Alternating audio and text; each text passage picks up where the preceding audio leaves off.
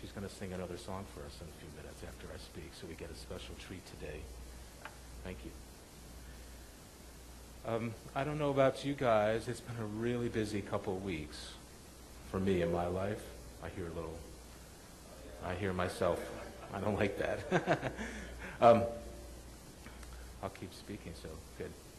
So it's been a really intense period for the last 2 or 3 weeks. And I thought I'd share a couple of the things that are going on so that I could get you to sympathize with how burnt out I might be feeling, you know. So some of you know I'm working on a festival, a volunteer thing that I do up in Ottawa, and that's coming up July 15th.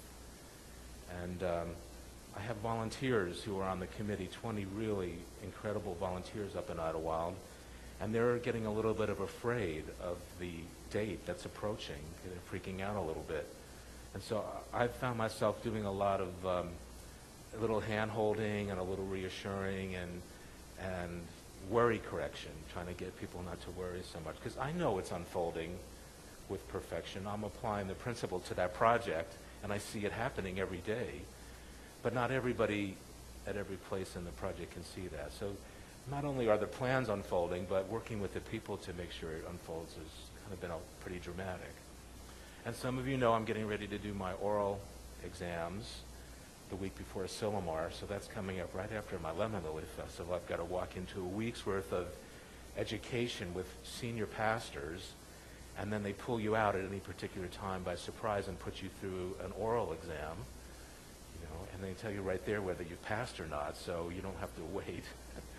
It feels a little intense, and the peers, the people I've gone through class with, we're all getting excited, but a little bit, I don't want to say frightened, but a little bit anxious about the experience, because it's a long one. It's a whole week in Monterey, and so we've got that kind of deal to work out. And then 4th of July is a big weekend up in Ottawa, and I have a little store up there and the Lemon Lily Festival. It's been like a whole week of just planning about a parade on Monday, which is a big deal up there.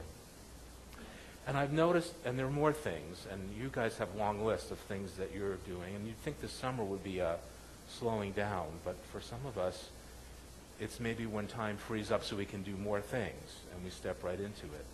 And certainly if we believe that we're creative expressions of spirit, which we do, we're almost looking for opportunities to express that. We're creating them, and we're looking for them. But I have noticed, I'm aware of the idea that you can burn out, that kind of thought that gets into our race, the race consciousness gets into our thinking. So certainly I know I could burn out. And I'm always aware of that, which is a good thing, so I don't. So that's my technique, is to be aware of it and not let it happen.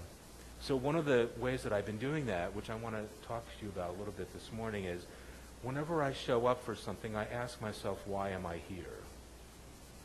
So even the planning meetings that happen on Thursdays, I show up and quiet my mind just for a moment, and I ask myself, why am I here? And if that doesn't get me through the next 2 hours, you know, because why am I there? I want to give of my time. I love these people. The project is worthwhile, etc. I can put that list together really quickly. Why am I here? Now, sometimes I ask that question at different types of meetings, and I go, I shouldn't be here. Right? So I'm one to kind of squelch that, to push through no matter what and not even think about it. But I've been noticing sometimes the why am I here question comes back with an answer, which is maybe not, don't be here right now. Right? So I'd like you to think about this question just for a moment. You could just, I'm going to ask you to close your eyes just for 1 minute. And in your mind, ask yourself the question, why am I here? And I mean right here, right now.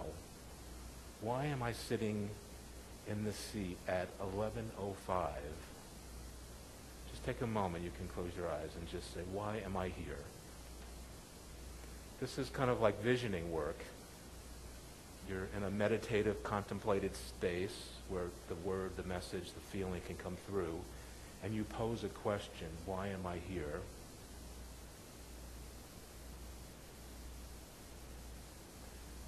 And some of you are getting the answer. And I'd like just for a moment to think about what that answer might be. So, some of you are here right now at 11:06. You couldn't wait to get here. You actually probably went to bed last night excited about Sunday here at the center. So some of you are here just ready to give something that's inside of you, a spiritual essence that's built up as the week progresses, and you can't wait to get to the center to be part of that spiritual unfoldment, the creative unfoldment. There are some of you that are like that. I know I'm feeling that lately. It's a new home, a lot of new people, a great message, something that I live, and I go to bed the night before excited about what's going to happen the next day. Some of you are here because you're on some sort of spiritual path. You're trying to figure out the direction, the right turn or the left turn.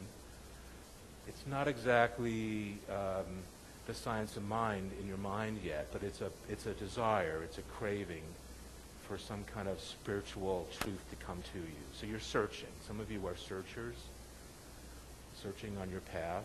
You tripped in here, or somebody brought you, or you saw it in a newsletter, and you decided to come to the center to get more of what it is and to figure out more where you're going. So far so good on that. Some of you are here because you're bored.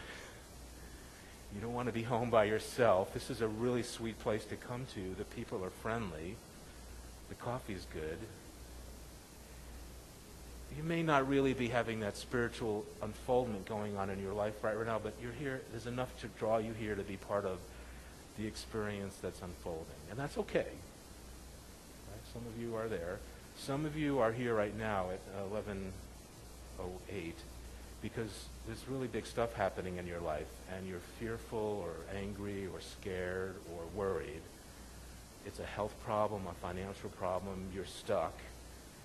And you know coming to church is a good thing. You can get uplifted. You can get some clarity. And you know coming to a Science of Mind church is a good thing because the principle here is that you do have control over your experience and you can change it. It may not feel that way right now at this moment if you're really in some kind of emotional thing going on, but you know enough from the message that right here you can get an answer, and the answer is yourself. Some of you are here because you got your arm twisted. It's like your partner wants to come to the center. You're not really so much into the message, but you'll support through your love and caring. You'll support your partner and come to church today, come to the center today. So those are some ideas about why some of you are here. If you want to just close your eyes for a minute and ask the question again. Right here in your seat on Sunday morning with these people, why are you here?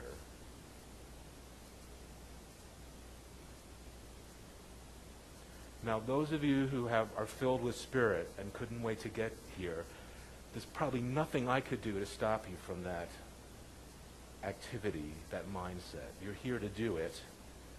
It's really God's Spirit right here with you, and no matter what happens this morning, you're going to get that essence of the Spirit through, right? I couldn't even send you away. You wouldn't listen to me because you have a knowingness that this is where you're supposed to be.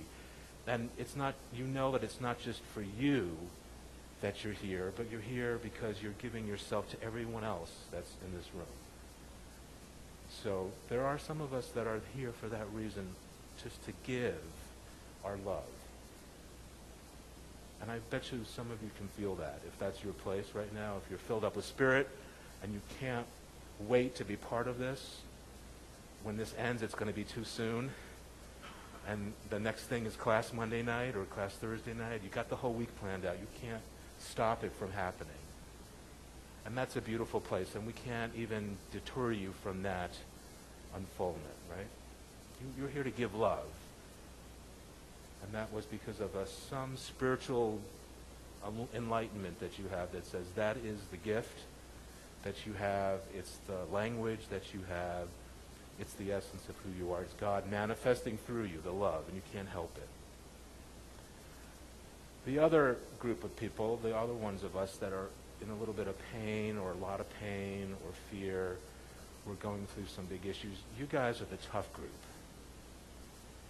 You're here because there's something that may help you, but you're in pain, so you have a little bit of an obstacle of getting to that truth about who you are. And you're here, I believe, because you want to receive love.